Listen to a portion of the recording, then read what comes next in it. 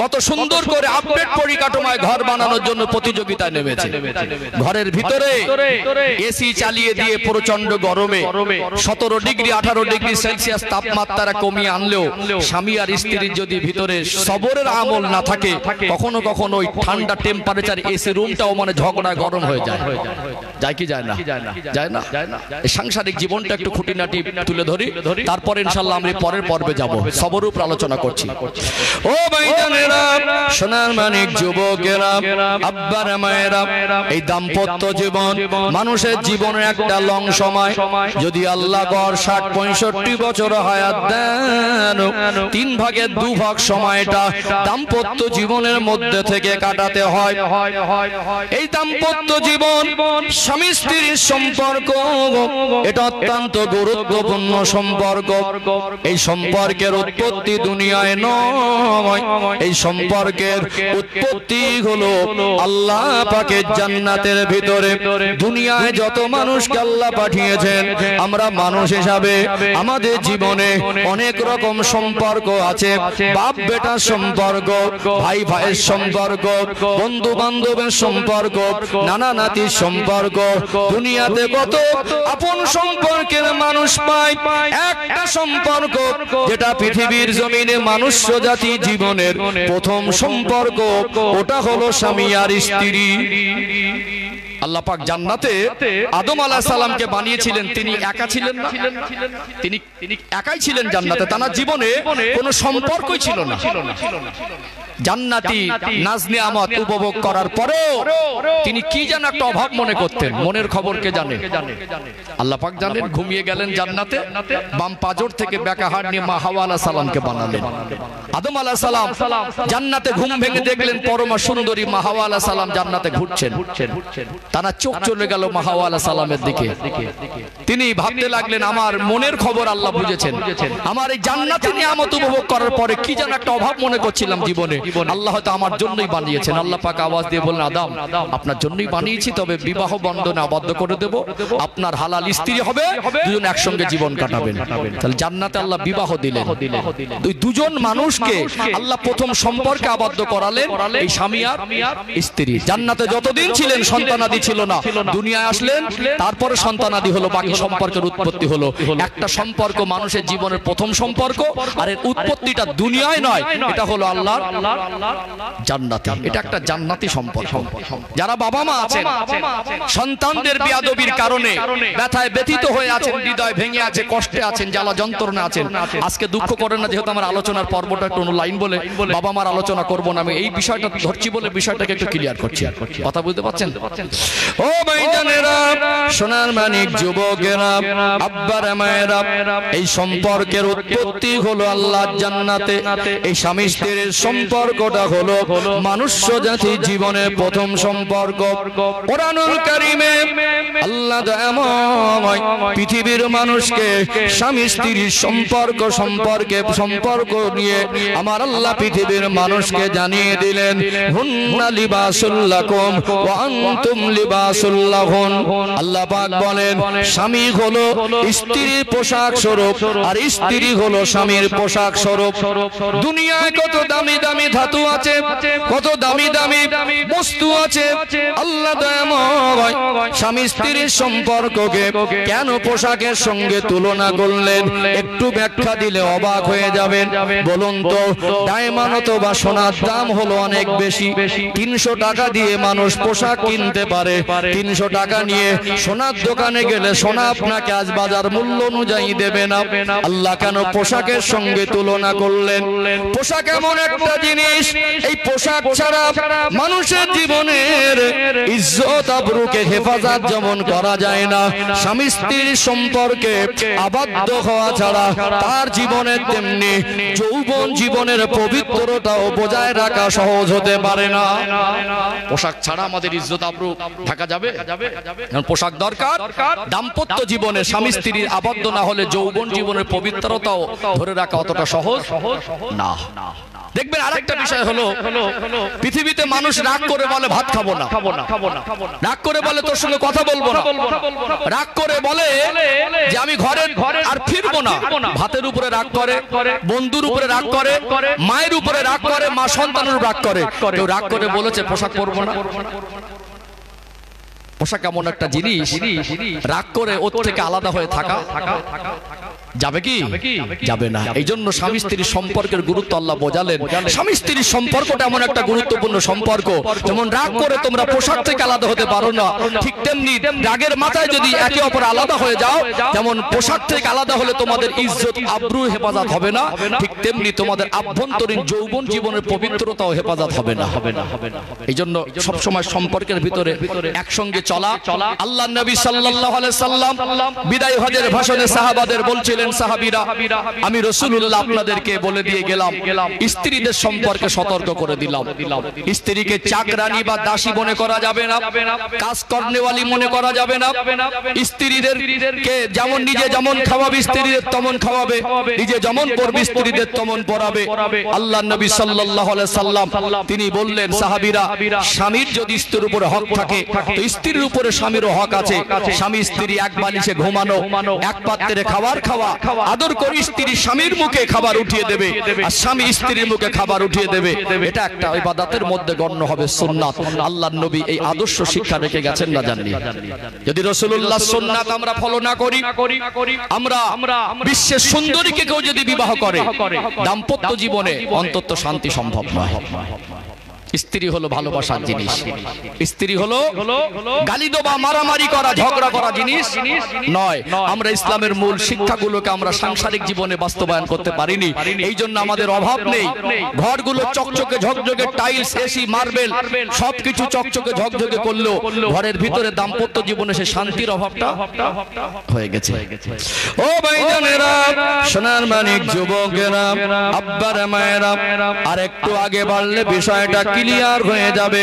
দেখবেন এই স্বামী স্ত্রীর দাম্পত্য জীবন, এই জীবনটাকে অতিবাহিত করতে গেলে একসঙ্গে পথ চলা, একে অপরের পাশে থাকা, আল্লাহ নবী হুজুর আমার যে আদর্শ রেখে গেলেন, এই আদর্শে আদর্শিত হতে হবে। স্বামীরা এমন মেজাজের, আল্লাহ দয়াময় একটা পুরুষ মানুষকে এমন ভাবে বানিয়েছেন, ওই পুরুষ মানুষের মেজাজ, চিন্তা, চেতনাকে আমার আল্লাহ মন করে দিয়েছেন। একটা পুরুষ মানুষ দেখবেন খুশি মনে নিজের সংসারের বোঝাটা নিজের কাঁধে উঠিয়ে নেয়। পুরুষ মানুষকে আল্লাহ এমন ভাবে বানিয়েছেন, সংসারের বোঝাটা নিজের কাঁধে উঠিয়ে নেয় না। বাবা আল্লাহর ডাকে সাড়া দিয়ে চলে গেল, পুরো সংসারটা বড় ভাই কাঁধে উঠিয়ে দিল। ছোট ছোট ভাই বোন, বাবা মা, পরিবার সবাইকে নিয়ে চলতে চায়। অসুস্থ বাবা তার ঔষধ কেনা, মা দেখভাল করা, স্ত্রীকে খুশি রাখা, বাচ্চাদের লেখাপড়া শেখানো। বলে না যে আমি পারবো না, দেশে কাজ না হলে বিদেশে যায়, কত পরিশ্রম করে, মাটি কোপানো কাজ, রাজমিস্ত্রির জোগাড়ে কাজ, ঢালাই মিস্ত্রির সঙ্গে যারা কাজ করে কম পরিশ্রম করে। ওই ভারী যে স্বাদের জন্য যে মালগুলো মিক্স করে ওগুলো ভারী বেশি না কম? এই সংসারের বোঝাটা হালকা না, সংসারের বোঝাটা হালকা না। হালকা মনে হয় সংসার চালাতে গিয়ে মাঝে মাঝে ঋণ দেনা হয় না, এটা ঋণের বোঝা চেপে যায়। মাঝে মাঝে ব্যবসা করতে গিয়ে লস হয় না, একটা টেনশন চেপে যায়। মাঝে মাঝে দেখবেন এক চাষেও লস হয়ে যায়, যায় কি যায় না? এই যে পানিতে মাছ ছেড়ে দেন আল্লাহ, কখনো কখনো পরীক্ষা নেন, মাছ ভালো হয় না, লস হয় না, জল করো লস হয়। আবার এই সমাজে কিছু মানুষ আছে দেখবেন উপরের চেহারা লেভেল চকচক করে, ভিতরের মনুষ্যত্ব যখন মানুষকে কাজ করিয়ে তার পাওনা টাকাটা সময় মতো দেয় না। আছে না নেই? নবী আমার সোনা জবানে বলেন, পাওনাদারের গায়ের ঘাম জুড়াবার আগে ওই পাওনাদারের পাওনাটা মিটিয়ে দাও। কেন আল্লাহ নবী এই কথা বলেছেন? ইসলাম কত সুন্দর। একটা মানুষ হয়তো গরিবী হালাতে থাকেই বলে তো আপনার কাছে মজদুরির কাজ করছে, তার পয়সা দরকার। বাবা হয়তো রাস্তার দিকে তাকিয়ে আছে, ছেলেটাকে বলেছে শরীরটা আগের মতো আর ভালো নেই, বয়স হয়ে গেছে, জ্বালা যন্ত্রণায় ছটফট করে, বলেছে আমাকে দুটো যন্ত্র যন্ত্রণার ওষুধ এনে দিবি। আব্বাকে কথা দিয়েছে, আব্বা আমি যন্ত্রণা ওষুধ আপনাকে এনে দেব। অনেক সময় স্ত্রী একটা দাবি করে বসে, স্ত্রীকে সান্ত্বনা দেওয়ার জন্য বলে যদি সামনের সপ্তাহে পেমেন্ট পাই তো এনে দেবো। বাচ্চাগুলো বলে আব্বা মাস্টার মশাই স্যারেরা পয়সা চাচ্ছে, 2 মাস পয়সা দেওয়া হয় নাই, এখন পড়াবে না বলছে, সেখানেও কথা দিয়ে ফেলে সামনের সপ্তাহে দেব। এমনও হয় কাছে পয়সা নাই, বাচ্চা অসুস্থ হয়ে গেলে বাবা মার মন মানে না, নিরুপায় হয়ে যায়, মানুষের কাছে গিয়ে হাত পেতে সাহায্য চায়। কোন বন্ধু বান্ধবকে বলে ভাই 2000 টাকা আমাকে ধার দে, সামনের সপ্তাহে দিয়ে দেবো। আপনি যে আপনাকে আল্লাহ অর্থ সম্পদ দিয়েছে, একটা মানুষ আপনার কাছে মজদুরি করেছে, আপনি তার পয়সাটা না দিয়ে বারবার ডেটের পরে ডেট দিচ্ছেন, আপনার কারণে হয়তো ভাই ছেলেটা তার বাবার সামনে ভালো মুখ নিয়ে দাঁড়াতে পারছে না, হয়তো বা তার সন্তানের কাছে গিয়ে তাকে সান্ত্বনা দেওয়ার মতো কথা খুঁজে পাচ্ছে না। এমনও হয় কারো কাছে ওয়াদা করেছিল সময় মতো পেমেন্ট না পেলে, তাকে দিতে না পারলে ওই ব্যক্তিটা টাকা দেয়নি বলে তার পাওনাটা সময় মতো না দেওয়ার কারণে ওই মানুষটার অন্যের কাছে ওয়াদা খেলাপ হয়ে যায় কি যায় না? ওয়াদা খেলাপ হয়ে যায় না? একটা মানুষ সময় মতো তার যে পাওনা টাকা না পেলে অনেক রকম অসুবিধার মধ্যে তাকে পড়তে হয়। এই জন্য ইসলাম কত সুন্দর, ইসলামের আদেশ হলো গায়ের ঘাম জুড়াবার আগে টাকা দিয়ে দাও। কিন্তু কিছু মানুষ আছে বেইবাড়ি গিয়ে জামা পরে ঘুরবে, চকচকে ঝকঝকে, দেখে মনে হবে ফ্রেশ, ভিতর ততটা ফ্রেশ না। এই সব বোঝা, সব টেনশন একটা পুরুষ মানুষের উপরে চাপে না? এই টেনশন, সংসারের বোঝা, ঋণের বোঝা, ব্যবসায় লস, কখনো শরীরের ক্লান্তি, কাজ না করলে মনিবের মন ওঠে না, কখনো ফুরন কাজ দিয়েছে, সে সময় দিয়েছে এই দিনের মধ্যে উঠে দিতে হবে, গায়ে জ্বর সর্দি মাথার যন্ত্রণা, এ দেখছে সময় মতো কথা দিয়েছি কাজটা তুলে দিতে হবে, এত জ্বালা যন্ত্রণা বেদনা সবটুকু নিয়ে পরিবারের মুখে শুধু হাসিটা চায়। স্ত্রী কিভাবে ভালো থাকবে, বাবা মা কিভাবে ভালো থাকবে, সন্তান কিভাবে ভালো মানুষ হবে, কখন এই টেনশনটাকে ধৈর্য সবর করতে হবে। সেটা বাড়িতে এসে স্ত্রীর উপরে গালাগালি, রাগ, উল্টো পাল্টা কথা উগরে দেওয়া যাবে না।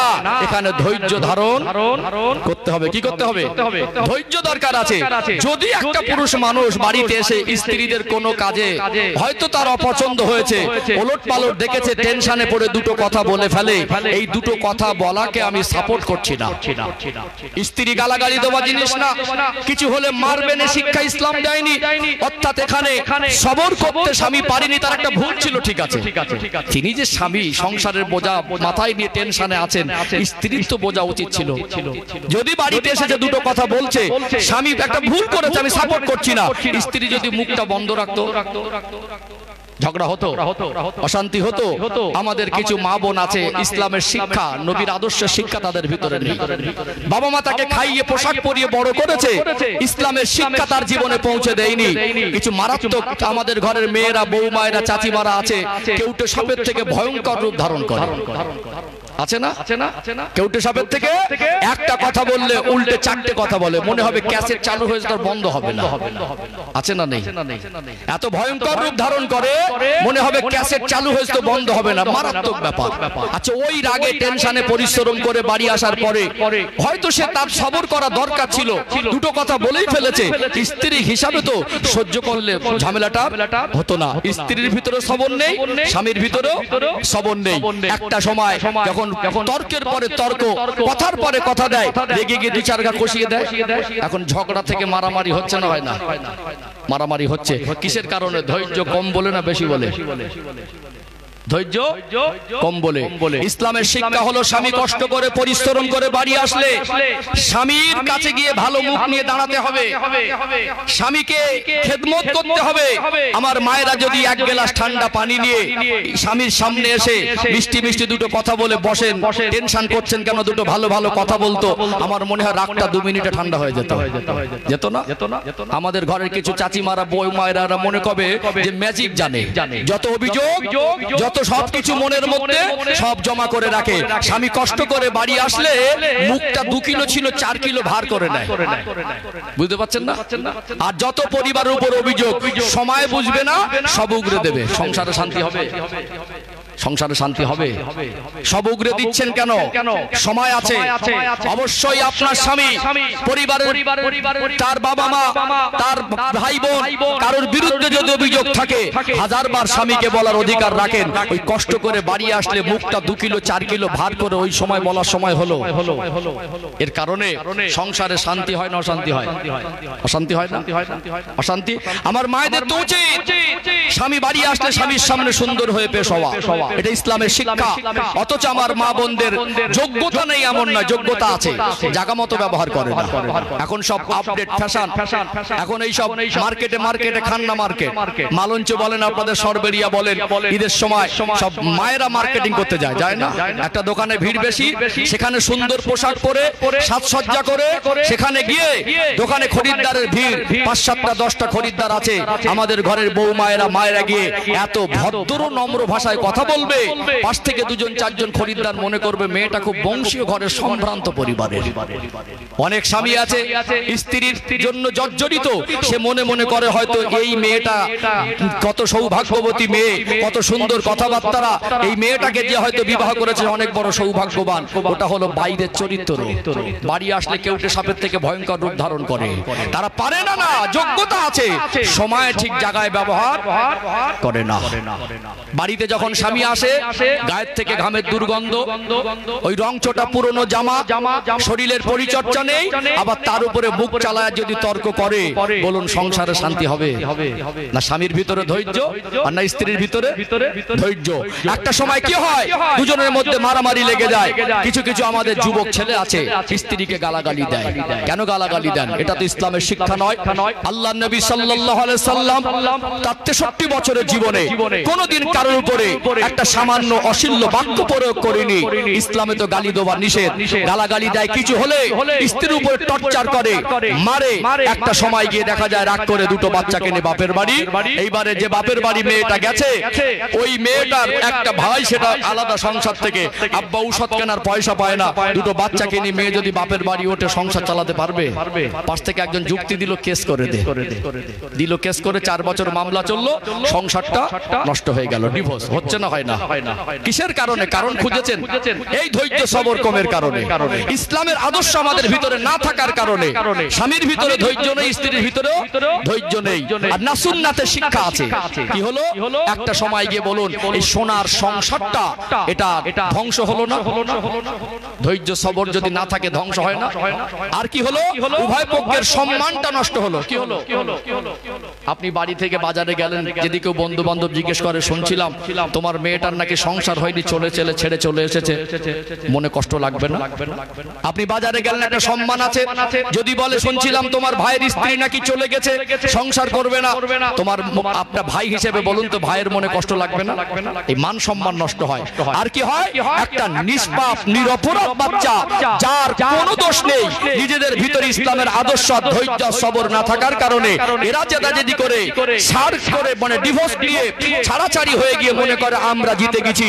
স্বামী আর স্ত্রী জিতে গেলে হেরে যায় বাচ্চা দুটো, নাই বাবার কাছে আর নাই মায়ের কাছে। দুজনের কাছে যেভাবে ভালো থাকতো, কোনো একজনের কাছে সেই ভালো থাকতে পারে না। একটা নিরপরাধ বাচ্চার উপরে সেই ইফেক্টটা এসে পড়ে। আচ্ছা, ভরা জীবন বাকি, কি করবেন? আজ না রাগারাগি করে ছেড়ে দিলেন, বিবাহ তো করতে হবে। বিবাহ করলেন, স্বভাব পাল্টালেন, ওই ক্যাসেট চালানো অভ্যাস। অন্য কোথাও যদি মেয়েটা বিবাহ হয়, বলুন সেখানে যদি প্রথম স্ত্রীর হয়ে যেভাবে স্বামীর সামনে মুখ চালাতো, মুখ ভারী করতো, ধৈর্য সবর ছিল না, সেখানে যদি মুখ চালায়, কি বলবে? প্রথমটা সংসার এমনি হয়নি, আমি বুঝতে পারছি।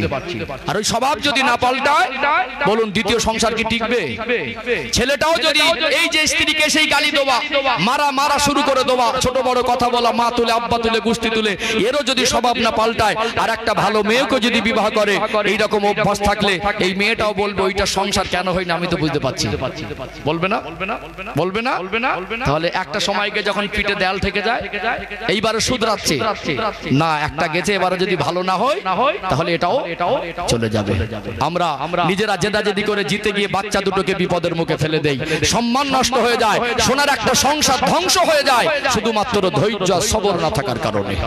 আল্লাহ পাক বলছেন, ইন্নাল্লাহা মা'আস সাবিরিন, নিশ্চয়ই আমি আল্লাহ সবরকারীদের সঙ্গে থাকি। জোরে বলুন। মায়েদেরকে বলবো, সম্মানিতা মায়েরা, যারা আওয়াজ শুনছেন, যাদের অভ্যাস স্বামীর মুখে মুখে তর্ক করা, এখান থেকে সবক নেন। স্বামীর রাগ হজম করা শিখুন। সংসারে 100% অশান্তি সেটা 0% নেমে আসবে। স্বামীর সামনে সুন্দর হয়ে পেশ হন, দেখবেন স্বামীর কষ্ট ক্লান্তি দূর হয়ে যাবে। স্বামীর সঙ্গে মিষ্টি ভাষায় কথা বলেন।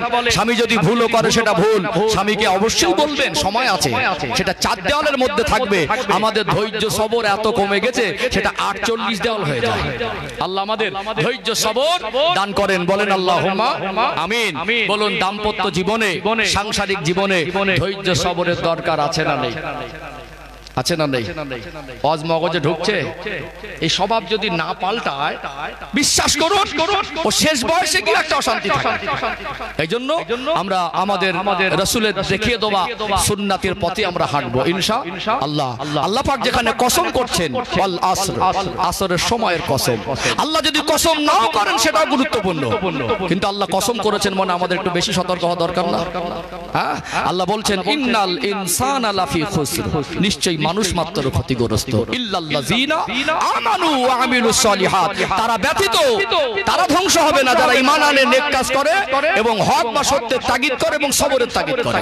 এই সবরের শিক্ষাটা আমাদের জীবনে প্রত্যেকের দরকার আছে। আমি বলবো, স্ত্রীকে কেন গালি দেন? ধৈর্য ধারণ করুন। স্ত্রী ভালোবাসার জিনিস।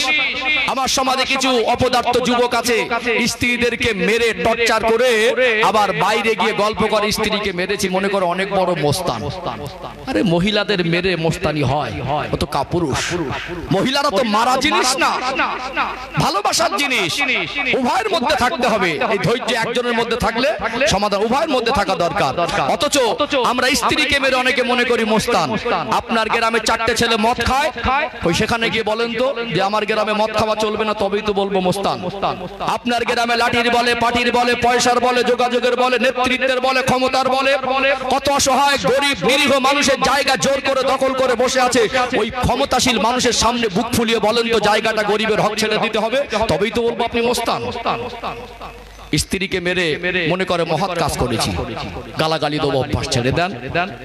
একে অপরে কখনো স্বামী যদি স্ত্রীর প্রতি ভুল বোঝে সেটা স্বামী বুঝিয়ে ধরিয়ে দেবে, স্ত্রী যদি স্বামীর প্রতি ভুল বোঝে সেটা একে অপরকে ধরিয়ে দিতে হবে, তবেই এই সংসারটা ব্যালেন্সের সঙ্গে চলবে। আর যদি আমরা আমাদের মতো করে যে দিতে আর ধৈর্য হারা হয়ে যায়, তো পৃথিবীর সব থেকে বিশ্বের সুন্দরীকে বিবাহ করে ডায়মন্ড আর সোনা দিয়ে ইট দিয়ে পৃথিবীর সব থেকে দামি বিল্ডিং বানিয়ে, পৃথিবীর সব থেকে দামি খাবার ঘরে এনে রেখে দিয়ে, পৃথিবীর সব থেকে দামি উঁচু বিল্ডিং বানিয়েও দাম্পত্য জীবন অন্তত শান্তি সম্ভব। একটা পয়েন্ট ক্লিয়ার হয়েছে? একটা পয়েন্ট। তাহলে একটা গেল সংসার, আর একটা হলো সন্তান। সন্তানের বিষয়টা একটু তুলে ধরি ইনশাআল্লাহ। আলোচনা মগজে ঢুকছে তো? আমি একদম মেপে কথা বলি, যে কটা কথা বলবো পাট করে রেফারেন্স দিয়ে কথা বলবো ইনশাআল্লাহ। ও ভাইজানেরা, সোনার মানিক যুবকেরা, আব্বার মায়েরা, এই দুনিয়া জীবনে পরীক্ষার্থী হিসাবে আল্লাহ দয়াময় আমাকে আপনাকে পরীক্ষার জন্য পাঠিয়েছেন। এই পরীক্ষা উত্তীর্ণ হতে গেলে সবর বা ধৈর্য আমাদের জীবনে দরকার। চলুন একটি আয়াত তুলে ধরি।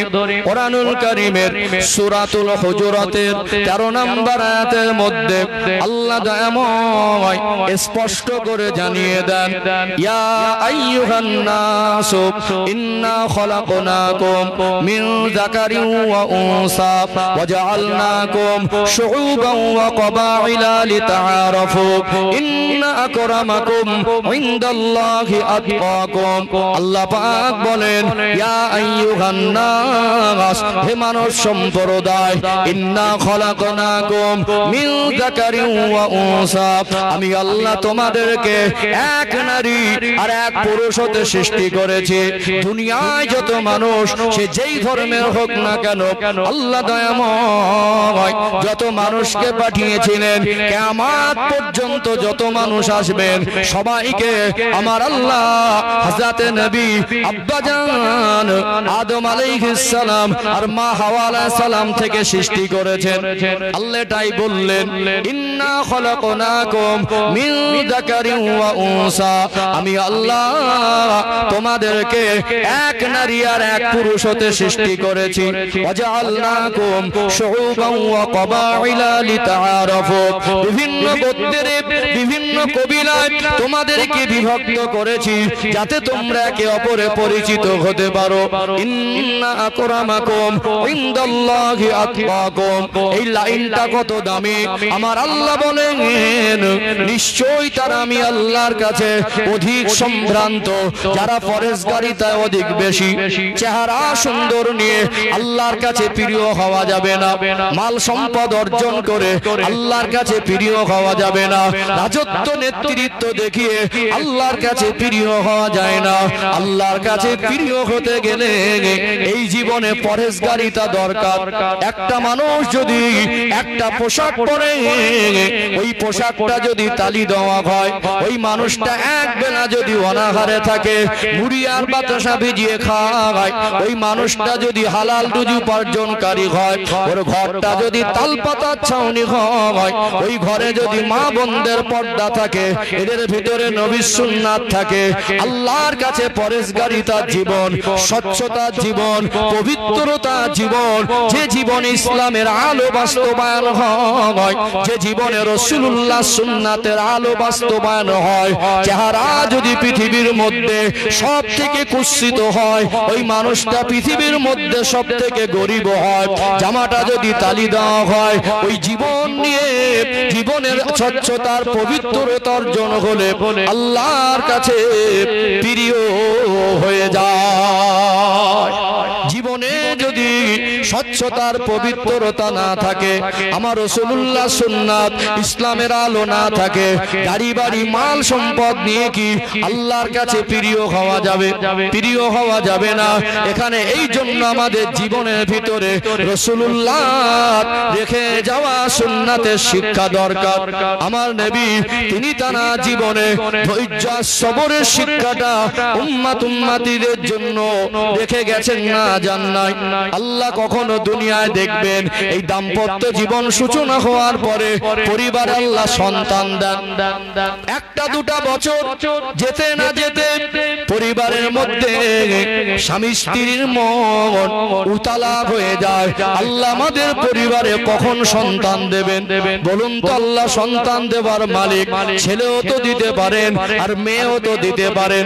আল্লাহ পরীক্ষা করার জন্য কখনো কাউকে শুধু ছেলে সন্তান দেন, আবার কাউকে মেয়ে সন্তান দেন, আবার আমার আল্লাহ ছেলে মেয়ে মিলিয়ে দেন আল্লাহ পরীক্ষা করার জন্য। কখনো আবার আমার আল্লাহ মানুষকে নিঃসন্তান করে রাখেন কি রাখেন না? সন্তান দেওয়ার মালিক কে? আরো জোরে বলেন কে? সবাই মিলে বলেন কে? আল্লাহ সন্তান দেওয়ার মালিক। এটা হলো আমাদের ঈমান বা বিশ্বাস। আল্লাহ দেওয়ার মালিক, আর কেউ সন্তান দিতে পারেন না।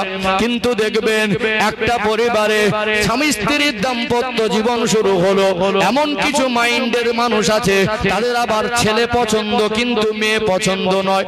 আল্লাহ তাকে একটা মেয়ে দিলেন, একটু রাগ হয়ে গেল, মনে বড় আশা এবারে যেন দ্বিতীয়বারে সন্তান ছেলে হয়, আবার দ্বিতীয় সন্তানটা মেয়ে হলো, আর একটু রেগে গেল, মনে তার আশা আল্লাহ আমাকে যেন একটা ছেলে সন্তান দেন, আবার তৃতীয় সন্তান নিলেন, আবার আল্লাহ মেয়ে দিলেন। এমন চিত্র দুনিয়ায় বহু দেখা যায় কি যায় না? যেই পরপর তিনটে মেয়ে হয়েছে, এই পরিবারের সব মানুষ এক পক্ষ নিয়ে বিভিন্ন রকম শারীরিক মানসিক টর্চার ওই মেয়েটার উপরে চাপিয়ে দেয়, দেয় না? এইবারে ছেলেটা রেগে গিয়ে বলছে স্ত্রীকে, তোর এবার শেষ চান্স, সব দোষ ওই বাচ্চার মা। শাশুড়িটা ইনজেকশন দিচ্ছে ছেলেকে, কচি তোর কপালটাই খারাপ, কচি তোর কপালটাই খারাপ। বৌমার পেট থেকে পরপর তিনটে মেয়ে হলে এবারে কি হয় তা আল্লাহ জানে। একটা ইনজেকশন পুশ করে দিল, বড় জাতে ইনজেকশন পুশ করছে, দেওরটাকে বলছে ভাই আমাদের কত সুন্দর বলো তো সুখী পরিবার, একটা ছেলে একটা মেয়ে, তোমার যদি এরকম একটা হতো কতই ভালো হতো। এখানে একটা ইনজেকশন পুশ করে দিলে গরম হচ্ছে, ফুলে যাচ্ছে। বোনটা বলছে ভাই কি বলবো, দুঃখের কথা, ভাবির পেট থেকে শুধু মেয়েটাই হয়। সব পরিবার এক পক্ষ নিল আর একটা মেয়েকে এক সাইড করে দিল। কত রকম কথা, কত রকম নির্যাতন, কত রকম ছোট বড় সবটা তাকে শুনতে হয়, হয় না? এইবারে ছেলেটা মনে মনে করছে শেষ চান্স, কি হয় দেখি। হসপিটালে নিয়ে গেল, একটা মা, গর্ভবতী মা, 9টা মাস বাচ্চাকে গর্ভে নিয়ে সময় মতো খেতে পারে না, ঘুমাতে পারে না, তারপরেও স্বামীর সেবা, তারপরে শ্বশুর বাড়ির লোকের ছোট বড় কথা সব কিছু সহ্য করে করে হসপিটালে গিয়েছে। ওই বিপদের সময় বলুন তো, স্বামী হিসাবে পাশে থাকা, স্বামী হিসাবে তার সামনে থাকা, তাকে সাহস দেওয়া, তার জন্য দোয়া করা, তার জন্য সাহারা হয়ে দাঁড়ানো উচিত ছিল না? হসপিটালে যায়নি, যেই শুনেছে মেয়ে হয়েছে আর দেখতেই যায় না। নিরুপায় হয়ে গিয়ে মেয়ের মা আর বাবা বাচ্চাটাকে নিয়ে নিয়ে গেছে। এইবারে বলছে ওর সঙ্গে সংসার করবো না। এরকম মানুষ আছে না? আছে না? যারা ইমানদার বা মুসলমান বলুন, আল্লাহ যদি কারুর পেট থেকে, কোন মায়ের গর্ভ থেকে পরপর 3টে 4টে কেন 7টা বা 10টাও মেয়ে দেয়, আল্লাহ যদি দেন, এখানে ইমানি দৃষ্টিকোণ থেকে মুসলমান কোন দিক থেকে একটা মানুষকে দায়ী করতে পারবে দায়ী করতে? আমরা তো দায়ী করে ফেলি, তোর জন্য হচ্ছে। ধৈর্য কম, সবর কম। কি কম? ধৈর্য সবর কম। সম্মানিত ভাইরা, এটা আল্লাহ তাকে পরীক্ষা স্বরূপ দিচ্ছেন, তার জান্নাতের পথ আল্লাহ দিয়েছেন, অথচ আমাদের ইমানি কমজোরির কারণে আমরা সোনার সংসারটাকে নষ্ট করে একটা মানুষের হক নষ্ট করে ফেলি। সেই স্ত্রী হলেও নির্দোষকে এরকম একটা ইলজাম বা তার উপরে অপবাদ দেওয়া যে তোমার কারণে হচ্ছে, তোমার জন্য হচ্ছে, তুমি দোষী, এটা আল্লাহর কাছে কত বড় অপছন্দের কথা। কথা কি কষ্ট পাচ্ছেন নাকি? ও ভাইজানেরা, সোনার মানিক যুবকেরা, আব্বারা মায়েরা, নবী আমার সোনা জবানে বলতে লাগলেন, ও আমার সাহাবীরা, আমি রাসূলুল্লাহ তোমাদের জানিয়ে দিলাম, আল্লাহ পাক যদি কাউকে 4টে মেয়ে সন্তান দেন, ওই মানুষটা যদি খুশি হয়ে তার হালাল উপার্জন দিয়ে সন্তানগুলোকে মানুষ করে, তাদের শরীয়তের দ্বীনের শিক্ষা দেয়, ওই মেয়েগুলোকে যদি একটা দিনদার ভালো ছেলের সঙ্গে বিবাহ করে দিতে পারে, এই হক আদায় করার বিনিময়ে আল্লাহ দয়াময় তার জন্য আল্লাহ দয়ার জান্নাত নসিব করে দেবে। জোরে বলুন সুবহানাল্লাহ। ইমানি পরীক্ষা আল্লাহ নিচ্ছেন। আমাদের ধৈর্য সবর কম হওয়ার কারণে আমরা এমন সিদ্ধান্ত নিয়ে ফেলি, এমন কথা বলে ফেলি, সেই কথাটা ইমানের উপরেই এসে যায়, আল্লাহ নারাজ হয়ে যায়, একটা মানুষের হক নষ্ট হয়। যাদের এই মাইন্ড, এই স্বভাব, আমি তাদেরকে একটা সমাধান বলে দিতে পারি। এমনও তো বহু পরিবার আছে, দেখবেন বিবাহ করেছেন, মাল সম্পদের কমি নেই, 10 বছর সন্তান হয় না। ওই মানুষটাকে গিয়ে জিজ্ঞাসা করবেন, আপনার ছেলে দরকার না মেয়ে দরকার? যার 10 বছর সন্তান হয় না, তার কাছে জিজ্ঞাসা যদি করা হয় ছেলে দরকার না মেয়ে দরকার, কি বলবে? আল্লাহ একটা দিলেই হবে। আল্লাহ আপনাকে দিয়েছেন, আপনি অসন্তুষ্ট হচ্ছেন, একজনের উপরে পুরো পরিবার তার বিরুদ্ধে গিয়ে ছোট বড় বলছেন, তার উপরে অভক্তি করছেন। একটা সময় এইবারের সিদ্ধান্ত নিয়েছে আর একটা বিবাহ করব। কি করব? একে জুলুম অত্যাচার করে তাড়িয়ে দিয়ে তারপরে বিবাহ। কেন?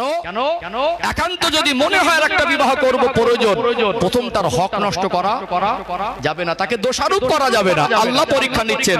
আল্লাহর পরীক্ষায় এই ধৈর্য উত্তীর্ণ হতে গেলে ধৈর্য বা সবর দরকার আছে না নেই? আছে না?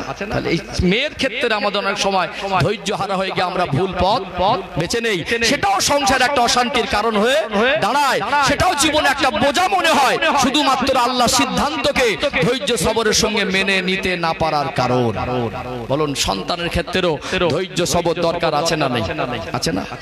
ও ভাইজানেরা, সোনার মানিক যুবকেরা, আব্বারা মায়েরা, এখানে আর একটা শিক্ষা হলো, এমনও বহু পরিবার আছে মাল সম্পদের অভাব নেই, গাড়ি বাড়ি টাকা অর্থ সম্পদ অনেক বেশি, তার মনে আশা আল্লাহ আমাকে সন্তান দেন, কিন্তু সন্তান হয় না।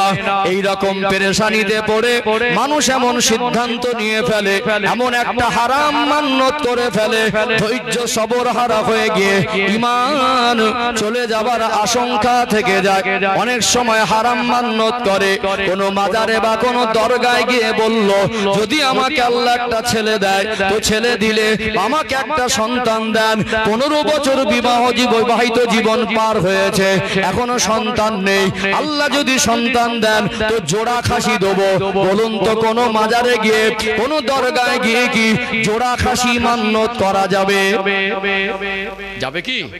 আমাদের যারা বুজুর্গানে দিন আকাবির তারা আমাদের এই শিক্ষা দিয়ে যায়নি। সম্মানিত ভাইরা, বাংলার মানুষকে আমিরুশ শরিয়াত কুতুবুল আলাম মুজাদ্দিদুজ জামান দাদা হুজুর পীর কেবলা রাহমাতুল্লাহ আলাইহি তার 5 আওলাদ এই বাংলা থেকে শিরক বিদআত উৎখাতের শিক্ষা দিয়েছিলেন। কথা ঠিক না বেঠিক? অর্থাৎ অবশ্যই আমরা বাবা মার কবর জিয়ারত করব। মানুষের দৃষ্টিকোণ থেকে কাউকে গুনাহগার মনে হলো আল্লাহ হয়তো তাকে ক্ষমা করে দিতে পারেন, তারও কবর জিয়ারত করব। একজন আল্লাহর ওলি যদি হয় অবশ্যই তার কবর জিয়ারত করব। কিন্তু আমরা কোন কবরবাসীর কাছে চাইবো না, এটা ইসলামের শিক্ষা নয়। চাইতে হবে কার কাছে? একটা মান্যত করে গাছে গিয়ে ইট ঝোলাচ্ছে। যারা আজমি শরীফে যান অনেকে দেখেছেন কোথায় মোটকা বাবার মাজার আছে, গাছের গায়ে সব কলসি ঝোলানো মান্যত। কেন? একান্ত আল্লাহর কাছে চান, আল্লাহ সন্তান দেওয়ার মালিক। আর যদি মান্যত করতে হয় তো মান্যত জায়েজ আছে, সেটা জায়েজ পন্থায় মান্যত করতে হবে। আল্লাহ আপনাকে অগাধ অর্থ দিয়েছে, আপনি কোন মাজারে গিয়ে বললেন আমি দুটো খাসি ছাগল দেবো, জোড়া খাসি, ও খাসিটা নেবে কে? আল্লাহর ওলি যদি বেঁচে থাকতো তখন থেকে আপনাকে বেইজ্জতি করে তাড়াতো মনে হয়। ওখানে যারা ব্যবসা খুলেছে, যারা ওখানে মানুষের ঈমান ধ্বংস করার কারখানা খুলেছে, তাদের পেট পুজো হয়। একটা মাজারে খাসি দিলে কি আল্লাহর ওলির কাছে যাবে? তো ওরা নিয়ে ব্যবসা করে ব্যবসা খুলেছে। এমন বহু মাজার আছে বাংলার অলি গলিতে, কোন আল্লাহর ওলিকে দাফন করা হয়েছিল তার কোনো ইতিহাস পাওয়া যায় না। এমনি মাজার করে দিয়ে শিরকের কারখানা। কথা ঠিক বলছি না ভুল বলছি? আপনি নিয়ত করেন না, মান্যত করেন, আল্লাহ আমাকে যদি একটা সন্তান দেন, আমার অগাধ সম্পদ আল্লাহ দিয়েছে, আমার গ্রামে একটা এতিম বাচ্চা আছে, আমি তাকে লালিত পালিত করব। একটা এতিম বাচ্চা মাদ্রাসায় পড়াশোনা করে, সে আলেম হওয়া পর্যন্ত প্রতি বছরে যা তার খেতাব লাগে খেতাবগুলো আমি কিনে দেবো। সাদকা জারিয়ার নেকিও পেতেন, একটা এতিম বাচ্চা ভালো মানুষ হতো না? বা আমি তাকে লেখাপড়া শেখার প্রতি বছরে একটা খরচা দেবো, যেত না? নিয়ত করা যেত না? এমন নিয়ত তো করতে পারেন। আমার এলাকায় একটা এতিম মেয়ে আছে, তার বাবা চলে গেল, একটাই মাত্র সন্তান, মা অসুস্থ, নিজের ঔষধ কেনার পয়সা পায় না। এরকম নিরীহ পরিবারের পাশে দাঁড়িয়ে নিজের মেয়ের জন্য যতটা আবেগ নিয়ে নিজের মেয়েকে যেমন করে গুছিয়ে ভালো জায়গায় বিবাহ দিতাম, একটা এতিমের বিবাহের দায়িত্ব নেবো, আল্লাহ খুশি হতো না? হতো কি হতো না? অথচ আমরা একটা হারাম মান্যতের পথ বেছে নেই। আমরা ধৈর্য ধারণ ক্ষমতাটা আমাদের কম থাকার কারণে, সবর না থাকার কারণে এমন একটা ভুল ডিসিশন নেই যেখানে আমাদের ঈমান চলে যাওয়ার আশঙ্কা থেকে যায়। ও ভাইজানেরা, সোনার মানিক যুবকেরা, আব্বার মায়েরা, দুনিয়ায় আল্লাহ পাক আমাকে আপনাকে পরীক্ষা করার জন্য পাঠিয়েছেন। সন্তানের ক্ষেত্রেও আমাদের বাবা মা উভয়ের ভিতরে ধৈর্য সবর দরকার। এই দুনিয়াতে দেখা যায় অনেকে ঈমানটুকুও ধ্বংস করে ফেলে।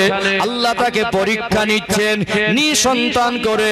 এমনও কিছু মাজার আছে দেখবেন, সেখানে মহিলারা গিয়ে সিজদা করে মান্যত করে। এই মাথাটা আল্লাহ পাক ছাড়া কারোর কাছে নত করা যাবে না। স্বয়ং আমার নবী, নূর নবী, দয়ার নবী, মায়ার নবী, আল্লাহ পাক তানাকে না বানালে কুল কায়নাত বানাতেন না। আমার আল্লাহ তানাকে তার সৃষ্টি জগতের মধ্যে সবথেকে বেশি সম্মানিত করেছেন।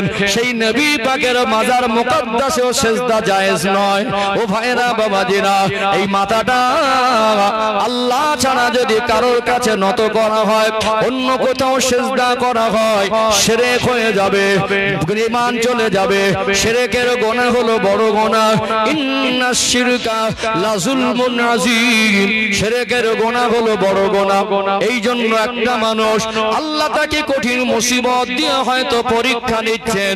বলুন তো কোন মাজারে গিয়ে যদি সিজদা করে দেয়, ঈমান চলে যাবে কি যাবে না? এখন যদি প্রশ্ন করে মানুষের জীবনের সব থেকে দামি সম্পদ কি, আমরা বলবো ঈমান। সব থেকে দামি সম্পদ ঈমান না? তাহলে অনেক সময় কি হয়, তার জীবনের সবথেকে দামি সম্পদটাই সে হারিয়ে ফেলে। বলুন, ধৈর্য সবর ছাড়া একটা মানুষ শুধু দুনিয়ায় ক্ষতিগ্রস্ত হয় না, আখিরাতে জীবনটাও ক্ষতিগ্রস্তের পথে ঠেলে দেয়। আল্লাহ আমাদের ধৈর্য সবর আমাদের জীবনে আমল করার তৌফিক দান করেন। বলেন আল্লাহুম্মা আমিন। এখানে একটা দৃষ্টান্ত পেশ করি, আমি একটু রেফারেন্স দিয়ে কথা বলে অভ্যস্ত। একটা শিক্ষামূলক পয়েন্ট কোরআন শরীফ থেকে তুলে ধরি ইনশাআল্লাহ। ও ভাইজানেরা, সোনার মানিক যুবকেরা, আব্বারা মায়েরা, কোরআনুল কারীমে 114টি সূরার ভিতরে একটি সূরা আছে, সূরার নাম হলো সূরা ইব্রাহিম। নাম শুনেছেন না শোনেন নাই? আল্লাহ পাক এই দুনিয়ায় লক্ষাধিক নবী রাসূলকে পাঠিয়েছিলেন, সব নবীদের নাম আল্লাহ পাক কোরআন শরীফে দেয় নাই। উল্লেখযোগ্য 25 জন নবী ও রাসূলের নাম আর তাদের জীবনের ঘটনাকে আল্লাহ পাক কোরআন শরীফে দিয়েছেন, যে 25 জন নবী ও রাসূলের নাম পবিত্র কোরআনুল কারীমের মধ্যে স্থান পেয়েছে। এর মধ্যে একজন নবীর নাম হলো হযরত নবী ইব্রাহিম আলাইহিস সালাম। কত সম্মানিত নবী, তার নামে আল্লাহ দয়াময় একটা সূরাও নাজিল করলেন। আল্লাহ তার নামটা কোরআন শরীফে দিলেন। আমার আল্লাহ তাকে খলিল বলেছিলেন। ইব্রাহিম ও খলিলুল্লাহ, ইব্রাহিম আলাইহিস সালাম হলেন আল্লাহ পাকের দোস্ত। আমার আল্লাহ কয়েক হাজার বছর আগে একজন নবীকে দুনিয়ায় পাঠিয়ে তাকে দোস্ত বলে, বন্ধু বলে আমার আল্লাহ তাকে পরীক্ষা করেছেন। কয়েক হাজার বছরে আগে একজন নবীর জীবনের ঘটনাকে আল্লাহ দয়াময় কোরআনুল কারীমের আয়াত বানিয়ে দিয়ে আমাদের জন্য আমার আল্লাহ শিক্ষা দিয়েছেন। চলুন ইব্রাহিম আলাইহিস সালামের জীবনের একটু ঘটনাটা যদি তুলে ধরে, আমাদের ধৈর্য সবরের শিক্ষা হবে, ঈমান মজবুতের শিক্ষা হবে। ইব্রাহিম আলাইহিস সালাম তিনি আল্লাহ সম্মানিত নবী, আল্লাহ তাকে অনেক সম্মান মাকাম দিয়েছেন। বিবাহ বন্ধনে আবদ্ধ হলেন। প্রথমা বিবির নাম হলো আম্মা জান হযরতে সারা আলাইহিস সালাম। প্রথমা বিবি মা সারা আলাইহিস সালাম বিবাহ বন্ধনে আবদ্ধ হলেন। বছর বছর পার হচ্ছে, সন্তান হয় না। একজন নবী পরিবার, ভাবতে পারেন আল্লাহ পরীক্ষা নেন না? একজন নবীর উপর আল্লাহ পরীক্ষা নিচ্ছেন। তো মা সারা আলাইহিস সালাম, তার লাইফ স্টোরি অনেক লং, বলতে গেলে লাইন অনেকটা সময় যাবে। তিনি ছিলেন এক তদানীন্তন সময় এক রাজকন্যা। ইব্রাহিম আলাইহিস সালামের সঙ্গে তার বিবাহ হয়। অত্যন্ত পবিত্র এবং বুদ্ধিমতী ছিলেন। আল্লাহ নবী ইব্রাহিম আলাইহিস সালামকে বলছেন, আপনি আল্লাহ সম্মানিত নবী, আল্লাহ আপনাকে খলিল বলেছেন, আল্লাহ আপনাকে দোস্ত বলে সম্বোধন করেছেন। দেখুন, হতে পারে আমার হয়তো শারীরিক কোনো অসুবিধার কারণে সন্তান হয় না, তো নবী পরিবার একটা সন্তান দরকার। নবী পরিবারে যদি আল্লাহ একটা সন্তান দিতেন কতই না ভালো হতো না? নবী পরিবারের সন্তান হলে ভালো লাগবে না? প্রথমা বিবি আম্মা জান হযরতে সারা আলাইহিস সালাম হযরতে নবী ইব্রাহিম আলাইহিস সালামকে বলেন, আল্লাহ পাকের নবী, আমার প্রাণের স্বামী, নবী পরিবারে আল্লাহ পাক তিনি যদি একটা সন্তান দিতেন না জানি কতই না ভালো হতো। প্রয়োজনে আপনি আর একটা বিবাহ করুন, তবে আমি সারার মনে হয় আমার আল্লাহ আমাদের পরিবারের সন্তান দেবেন। প্রথমা বিবির পরামর্শে সম্মতিতে দ্বিতীয়বার বিবাহ বন্ধনে আবদ্ধ হলেন। দ্বিতীয় বিবির নাম হলো আম্মা জান হযরতে হাজেরা আলাইহিস সালাম। এটা দ্বিতীয় বিবি। বিবাহ বন্ধনে আবদ্ধ হওয়ার পরেও দীর্ঘদিন অতিবাহিত হয়, সন্তান হয় না। তিনি কি করেছিলেন? আল্লাহ পাকের কাছে দোয়া চেয়েছিলেন। যে ভাষায় আল্লাহর কাছে দোয়া চেয়েছিলেন, আল্লাহর বড় পছন্দ হয়ে গেল। আমার আল্লাহ দয়াময় তার ওই জীবনের কথাগুলো হুবাহু কোরআনুল কারীমের আয়াত বানিয়ে দিলেন। ইব্রাহিম আলাইহিস সালাম আল্লাহর কাছে কেঁদে কেঁদে বলতেন, রব্বি হাবলি মিনাস সালিহিন। এটা কোরআন শরীফের আয়াত। আল্লাহ পাক আপনি আমাকে একটা নেক সন্তান দেন। আমরা অল্পতে ধৈর্য হারা হয়ে যাই। একজন নবীকে আল্লাহ দয়াময় কত কঠিন পরীক্ষা নিলেন। কিতাবের মধ্যে পাওয়া যায় ইব্রাহিম আলাইহিস সালামের বয়স তখন 80 প্লাস। তখন তখনও সন্তান ছিল না। তাফসীরের মধ্যে এসেছে ইব্রাহিম আলাইহিস সালামের বয়স যখন 86 বছর, 86 বছর বয়সে আল্লাহ দয়াময় তারা দোয়া কবুল করে আল্লাহ তানাকে সুসংবাদ প্রদান করলেন। ফাবাশশারনাহু বিগুলামিন হালিম। আমার নবী ইব্রাহিম, আপনি নেক সন্তান চেয়েছেন, আমি আল্লাহ আপনার দোয়া চাওয়াটা আমার পছন্দ হয়ে গেছে। আমি আল্লাহ আপনাকে নেক সন্তানের সুসংবাদ প্রদান করলাম। জোরে বলেন না সুবহানাল্লাহ। তিনি কত বছর বয়স পর্যন্ত অপেক্ষা করলেন? 86 বছর। বয়স কম না বেশি? একটু রেসপন্স দেন। 86 বছরটা কম না। আমরা অল্পতে ধৈর্য হারা হয়ে যায়। একজন নবীর জীবনের ঘটনাকে আল্লাহ কোরআনুল কারিমে আমাদের জন্য দৃষ্টান্ত বানিয়ে দিলেন। চেয়েছিলেন কার কাছে? আল্লাহর কাছে। এখানে শিক্ষা হলো দুটো। একটা হলো সবরের শিক্ষা, ঈমানকে দৃঢ় রাখা। আল্লাহ ছাড়া সন্তান কেউ দিতে পারবে না। সন্তান আল্লাহ ছাড়া কারোর কাছে চাওয়া যাবে না। কোন হারাম মান্যতের পথ বেছে নেওয়া যাবে না। কোন মাজারে গিয়ে সেজদা করা যাবে না। আল্লাহর কাছে চাইতে হবে। আল্লাহ যদি না দেয় তো সেটাই সবর করতে হবে, না বিকল্প রাস্তাও আছে না নেই? প্রয়োজনে যদি মনে করেন, যেমন মা সারা আলাইহিস সালাম স্বামীকে বলেছিলেন নবী পরিবারে একটা সন্তান আল্লাহ দিলে কতই না ভালো লাগতো। নবী পরিবারে একটা সন্তান হোক। আপনি তো আল্লাহর প্রেরিত পয়গম্বর নবী, প্রয়োজনে আপনি আর একটা বিবাহ করুন। একান্ত আজকে দিনে চিকিৎসা বিজ্ঞান অনেক উন্নত, বিভিন্ন রকম পরীক্ষা করে মানুষ এটাকে ঠিক করতে পারছে যে একটা ছেলের শারীরিক অসুবিধার কারণে সন্তান হচ্ছে না, একটা মেয়ের অসুবিধার কারণে সন্তান হচ্ছে না। একান্ত যদি ওই মেয়েটার শারীরিক কোনো অসুবিধা থাকে, সন্তানের প্রয়োজনে আরেকটা বিবাহ করতে পারেন, প্রথম তার হক নষ্ট করে নয়, আমরা তাকে জুলুম অত্যাচার করে তাড়িয়ে দিয়ে তারপর একটা বিবাহ পথ বেছে নেই। এটা ইসলামের শিক্ষা নয়। আর যদিও বিলম্ব হয় তো আল্লাহ চাইলে অনেক দেরিতেও আল্লাহ দিতে পারেন। যেটা দুনিয়ার কোনো মানুষ পারে না সেটা আল্লাহ দিতে পারেন। সম্মানিত ভাইরা, এই শিক্ষা হলো আমাদের। একটা শিক্ষা হলো, একটা হলো সবরের, আর একটা হলো নেক সন্তান চাইতে হবে। কি সন্তান? নেক সন্তান। কি সন্তান? নেক। তার দোয়া চাওয়ার ভিতরে একটা স্পেশালিটি ছিল। তার দোয়া চাওয়ার ভিতরে একটা পবিত্রতা জিনিস ছিল। আমরা সন্তান চাই আল্লাহ ছেলে দেন, আমরা সন্তান চাই আল্লাহ মেয়ে দেন, আমরা সন্তান চাই আল্লাহ একটা সন্তান দেন। তিনি আল্লাহর কাছে এইভাবে বলেন, আল্লাহ ছেলে দেন, আল্লাহ মেয়ে দেন, আল্লাহ সন্তান দেন। তার দোয়া চাওয়ার একটা ভিতরে স্পেশালিটি দেখেন। তিনি বলেছেন, রব্বি হাবলি মিনাস সলিহিন, আল্লাহ আপনি আমাকে একটা নেক সন্তান দেন। নির্দিষ্ট ছেলে বা নির্দিষ্ট মেয়ে তিনি উল্লেখ করেননি। আল্লাহর কাছে চেয়েছেন নেক পবিত্র সন্তান দেন। আল্লাহ বললেন, নবী ইব্রাহিম আপনার দোয়া চাওয়াটা অনেক উন্নত মানের। আপনি যে দোয়াটা চেয়েছেন ওটা আমি আল্লাহর কাছে অনেক পছন্দ হয়েছে। আপনি যে বলেছেন নেক সন্তান দেন, আল্লাহ বললেন ফাবাশশারনাহু বিগুলামিন হালিম। আপনি নেক সন্তান চেয়েছেন আর আমি আল্লাহ আপনাকে নেক সন্তানের সুসংবাদ দিলাম। দোয়ার ফল হিসাবে 86 বছর বয়স আল্লাহ সন্তান দিলেন। ওই সন্তানটা অন্য কেউ নয়, হযরতে নবী ইসমাঈল আলাইহিস সালাম। জোরে বলুন। নবীর থেকে নেক আর পবিত্র মানুষ জাতির মধ্যে অন্য কেউ হতে পারে না। যেমন দোয়ার ফল, দোয়া তেমন ফল। যারা এখানে সন্তানের বাবা, বলুন তো চেয়েছিলেন আল্লাহ আমাকে নেক সন্তান দেন? আমরা তখন চেয়েছিলাম ছেলে হলে ভালো হয়, মেয়ে হলে ভালো হয়, এই নিয়ে পড়েছিলাম। কিন্তু আমরা বলেছিলাম কি নামাজ পড়ে, আল্লাহ আমাকে একটা নেক সন্তান দেন। নবী আর আসবেন না, নবুয়তের দরজা বন্ধ, অন্তত নেককার সন্তান তো কামনা করা যেতে পারে না?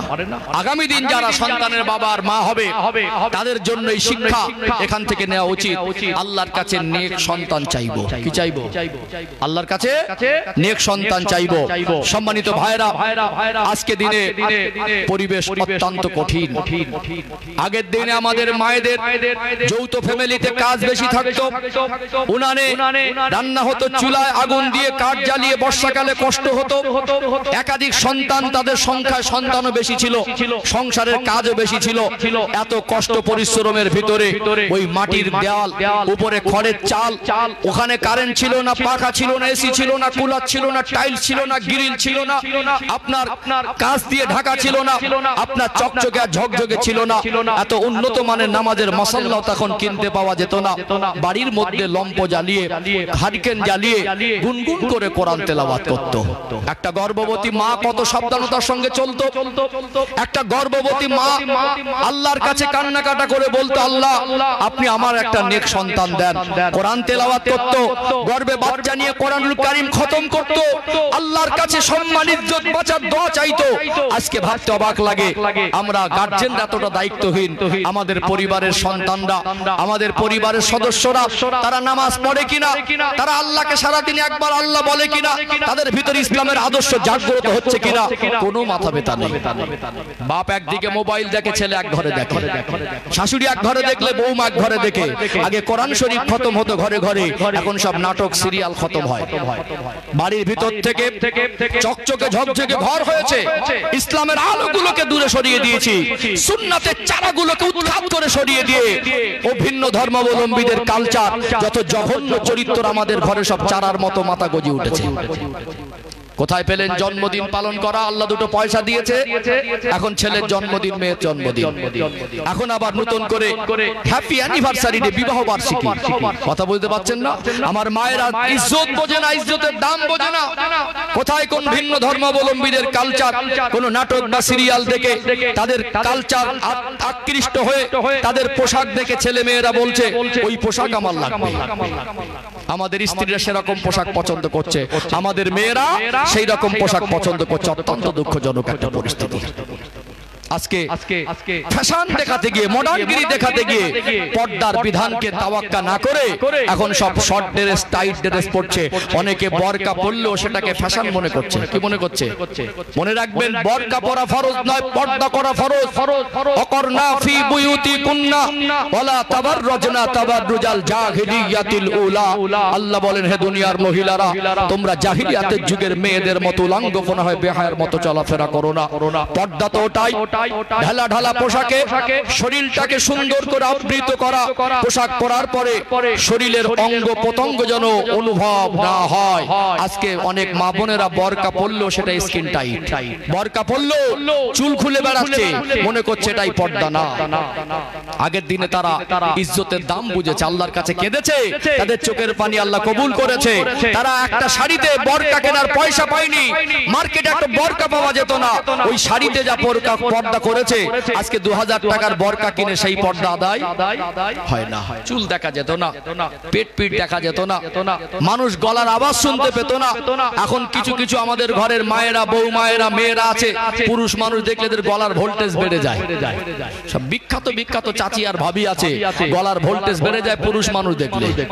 আগেকার চাচিমারা, দাদিমারা বলতো, এই পুরুষ মানুষের ছায়া ডিঙাতে নেই, কত দূরে থাকতো। ওহ কি পরিবেশ ছিল। তারা ইজ্জত বুঝতো, ইজ্জতকে ঢেকেছে 300 টাকা 200 টাকা শাড়িতে। আল্লাহ তাদেরকে ইজ্জত রক্ষা করে দেখিয়েছেন। বাচ্চাগুলো হতো নরমাল ডেলিভারিতে, বাড়িতেই হয়ে যেত না, ডাক্তারের শরণাপন্ন হতো না। এখন এমন এক পরিবেশ তৈরি হয়েছে, এখন কঠিন পরিবেশ। আপনাকে বাচ্চা গর্ভে আসার সাথে সাথে বিভিন্ন রকম পরীক্ষা নিরীক্ষা, ডক্টরের মানে পরামর্শে চলা, সরকারি ভাবে বিভিন্ন রকম আপনার ইনজেকশন পুশ করা, বিভিন্ন রকম ঔষধ খাওয়া। একটা সময় গিয়ে দেখছেন সিজার ছাড়ার উপায় নেই। আচ্ছা বলুন, হসপিটালে ভর্তি করলেন, এখন যে হসপিটালের পরিবেশ, একটা মায়ের ডেলিভারির সময় সরকারি হসপিটালগুলোয় শুধু মহিলা ডাক্তার থাকে না, পুরুষ ডাক্তারও থাকে। আমার মায়েরা ইজ্জতের দাম বোঝে না। অন্য ধর্মাবলম্বীদের কালচার, তাদের মতো পোশাক, তাদের মতো চুল, তাদের মতো চলাফেরা, তাদের আদর্শ। একটা সপ্তাহে এক ওয়াক্ত নামাজ পড়িনি, একটা মাসে একবার ওযু করিনি। গর্ভবতী মা যদি মোবাইলে, ফেসবুকে, নাটক সিনেমায় ডুবে থাকে, আল্লাহর কাছে কাঁদবে কখন আর কোরআন তেলাওয়াত করবে কখন? ইজ্জতের দাম বুঝিনি। আজকে ইজ্জতের হেফাজতের দায়িত্ব আমার আল্লাহর কাছে নেই। কথা কি বুঝতে পারছেন? সম্মানিত ভাইরা, এই জন্য বলি মায়েদেরকে পর্দায় রাখতে হবে। কিসে রাখতে হবে? মায়েদেরকে পর্দায় রাখতে হবে। আর একটা মার তো উচিত, গর্ভবতী মা আল্লাহর কাছে কেঁদে কেঁদে বলবে, আল্লাহ আমাকে একটা নেক সন্তান দেন। কি সন্তান বলবে? কি পেটে বাচ্চা এখন থেকে নিয়ত করছে, নাম হলে মিঠুন নাম রাখবে। বুঝতে পারছেন না? এখন থেকে নিয়ত করছে নাম হলে কোনো চলচ্চিত্র, যাদের হায়া লজ্জা কিছু নেই, যারা শরীর দেখে রোজগার করে, মেয়ে হলে কোনো এক মানে যারা অশ্লীল ভিডিও করে, যারা সমাজের মানুষের মনোরঞ্জন করার জন্য, যুবক যুবতীদের দেওয়ানা বানানোর জন্য তারা অভিনয় করে সিনেমার পর্দায়, তাদের নাম বেঁচে রেখেছে। পেটে বাচ্চা এসেছে, যদি মেয়ে হয়তো এই হবে আর ছেলে হয়তো এই নাম হবে। কোন সাহাবাদের নামের সঙ্গে মিলিয়ে রাখবো, কোন নবী রাসূলের নামের সঙ্গে মিলিয়ে রাখবো, কোন তাবেঈদের নামের সঙ্গে মিলিয়ে রাখবো, কোন ইমাম কোন মুহাদ্দিসের নামের সঙ্গে মিলিয়ে রাখবো। এই চিন্তা আমাদের মায়েদের ভিতরে জাগে না। ও নেক সন্তান চাইবে কখন? ফেসবুক না দেখলে তো ঘুম হয় না। কষ্ট পাচ্ছেন মনে হয় নাকি? তাহলে নেক সন্তান চাওয়া আল্লাহর কাছে। আর যদি বিলম্ব হয় তো দেরি করা শিরকের পথ বেছে নেওয়া নয়, হারাম মান্যতের পথ বেছে নেওয়া নয়, অধৈর্য হয়ে গিয়ে একটা স্ত্রীকে জুলুম করে ঘর থেকে তাড়িয়ে দেওয়া নয়। আল্লাহ যদি পরীক্ষা করেন তো আল্লাহর পরীক্ষায় উত্তীর্ণ হতে গেলে বলুন এই সন্তানের ক্ষেত্রেও সবর দরকার আছে না নেই? তাহলে একটা বলেছে সংসার, আর একটা হলো সন্তান। এই দুটো বিষয় ক্লিয়ার হয়েছে। আর দুটো বিষয় বলবো, আর যদি সময় থাকে তো আর একটা বিষয় তুলে ধরবো ইনশাআল্লাহ। আল্লাহ আমাদের আমালে জিন্দেগিতে বাস্তবায়ন করার তৌফিক দান করেন, বলেন আল্লাহুম্মা আমিন। একটু তাকবীর দেন তো, নারে তাকবীর। আর একটু প্রাণ ভরে আওয়াজ দেন, নারে তাকবীর, নারে তাকবীর। ও ভাইজানেরা, সোনার মানিক যুবকেরা, আব্বার মায়েরা, এই দুনিয়া এটা হলো অস্থায়ী জীবন। আল্লাহর ডাক এসে গেলে গাড়ি বাড়ি বিবি বাচ্চা, মাল সম্পদ, চাকরি ডিগ্রি, রাজত্ব নেতৃত্ব, দুনিয়ায় মস্তানি ডাকাতি, দুনিয়ায় ক্ষমতার গরম, সব কিছু চলে থাকবে। এই দুনিয়া ছেড়ে খালি হাতে কাফন পরে চলে যেতে হবে, কি হবে না? ফাইদা জা আজালুহুম লা ইস্তাখিরুনা সাআতাও ওয়া লা ইস্তাকদিমুন। আল্লাহ বলেন, বান্দা বান্দে ইন্তেকালের সময় হয়ে গেলে সামান্য যাররা টাইম আগে পিছে করা হবে না। মানুষের হৃদয় এত পাষাণ হয়ে গেছে, মানুষের মন এত শক্ত হয়ে গেছে, এতটা দুনিয়ামুখী মানুষ হয়ে গেছে, মানুষ কবরের কথা মনে করে না, হাসরের কথা মনে করে না। চোখ বন্ধ হয়ে গেলে সব শেষ। 40 বছর ধরে মেহনত করে মানুষ ঘর বানায়, মানুষটা মারা যাবার পরে তার লাশটাকে 40 ঘন্টাও ঘরের মধ্যে রাখে না। আমার আপনার জীবনের যে যার নিজের জীবনের হিসাব আল্লাহ পাকের কাছে দিতে হবে, কি হবে না? 30 নম্বর পারা, সূরার নাম হলো সূরাতুজ জিলজাল, 4 নম্বর আয়াত এবং 5 নম্বর আয়াত। আল্লাহ পাক জানিয়ে দেন, ইয়াউমা ইযিন তুহাদ্দিসু আখবারাহা বিআন্না রাব্বাকা আওহা লাহা। এই দুনিয়ার মানুষ জীবনে যা কিছু করেছে, তার জীবনের আমাল, তিনি যা কিছু দুনিয়ায় করেছে, হাসরের দিনে বিচার দিবসে এই জমিন তার বিরুদ্ধে আল্লাহর কাছে সাক্ষী দেবে। ইয়াউমা ইযিন তুহাদ্দিসু আখবারাহা বিআন্না রাব্বাকা আওহা লাহা। এই জন্য আল্লাহর কাছে এই জমিন সাক্ষী দেবে।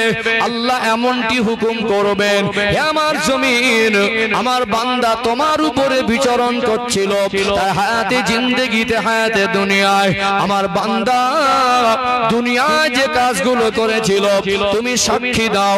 আল্লাহর হুকুম হওয়ার সাথে সাথে যে জমিনে দাঁড়িয়ে আমরা আছি, যে জমিনে বিচরণ করছি, যে দুনিয়ার জমিন ছেড়ে আমাদের পালাবার কোনো রাস্তা নেই, এই জমিনটাও একদিন আমাদের বিরুদ্ধে সাক্ষী দেবে।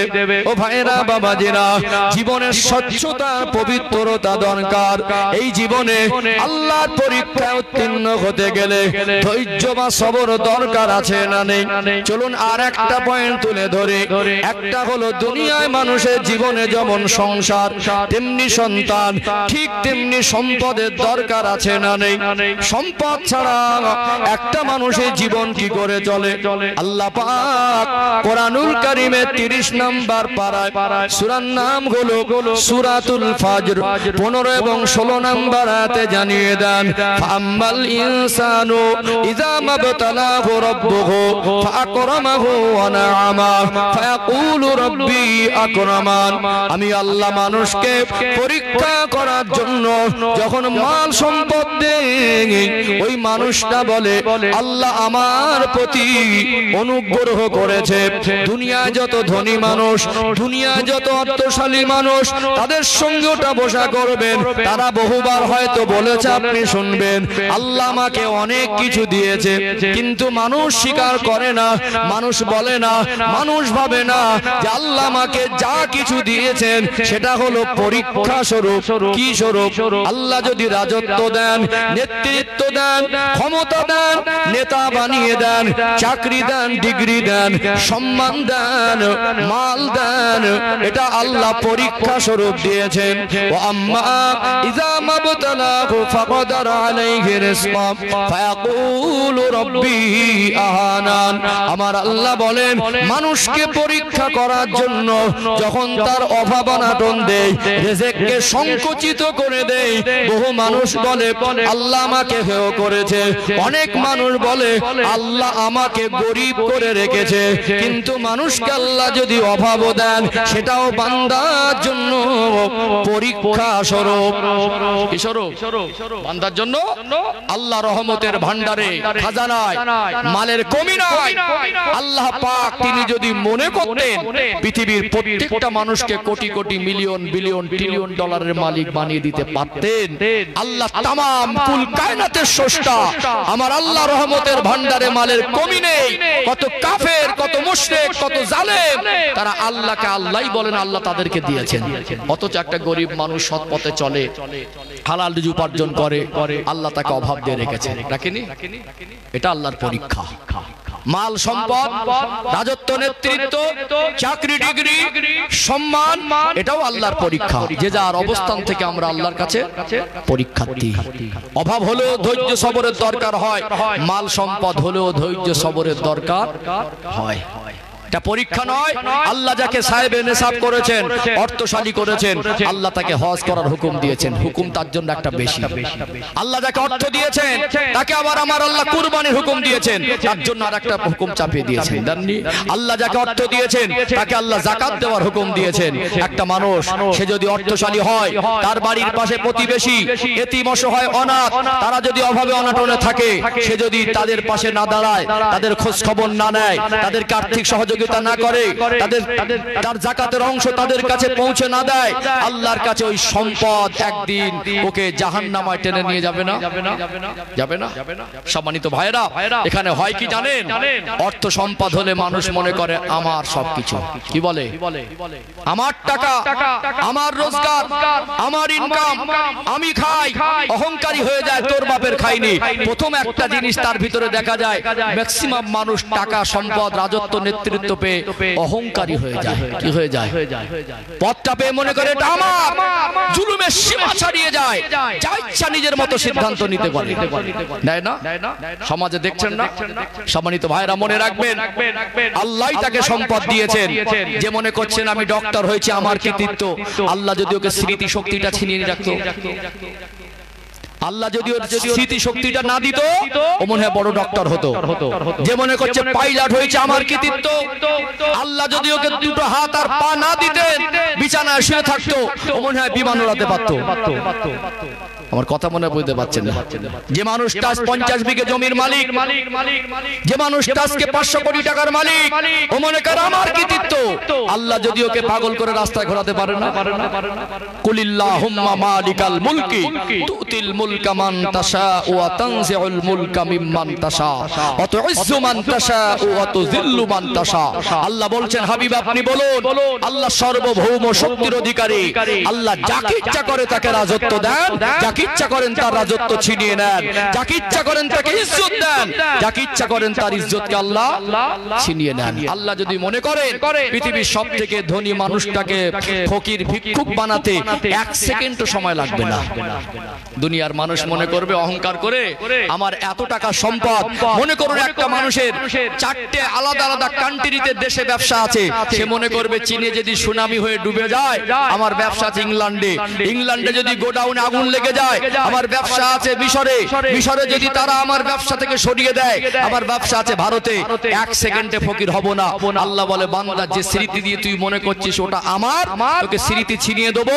তোর পরনে 10,000 টাকার জামা ওটা তুই নিজেই খুলে ফেলে দিবি, তোর এসি রুম ওখান থেকে ছিটকে বেরিয়ে পড়বি, রাস্তার ধারে ঘুগনি খেয়ে মানুষ ফেলে দেবে, ওতে পোকা হয়ে যাবে, ওটা তোর খাবার বুড়ে করে কুড়িয়ে খাবি। আমি আল্লাহ চাইলে হালাতও নামে দিতে পারি, সময় লাগবে মাত্র 1 সেকেন্ডও না। পারে না আল্লাহ, পারে না।